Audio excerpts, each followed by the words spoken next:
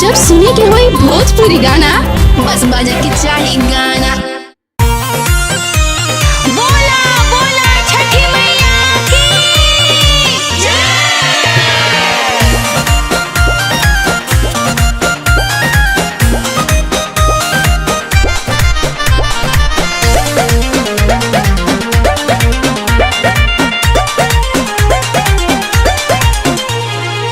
खड़ा बड़ी पनिया में नया नोहर कनिया दोनों हथवा जोड़ के। खड़ा बड़ी पनिया में नया नोहर कनिया दोनों हथवा जोड़ के। हाली से लहली दिखाई सूरज देव भोर के। हाली से लहली दिखाई सूरज देव भोर के। बोला बोला सूरज देव की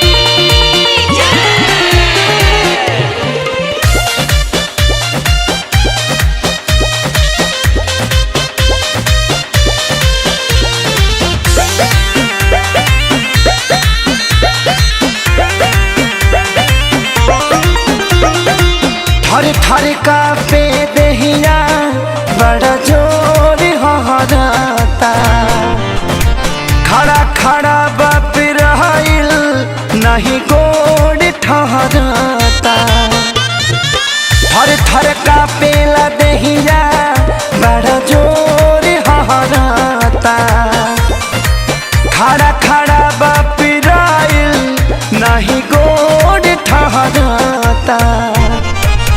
काहे बुझात न खरौरा परेशानिया सुतल बनी बदरावोढ़ के।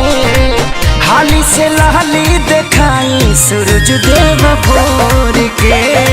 हाली से लहली दिखाई सूरज देव भोर के। बोला बोला आदित्य मल की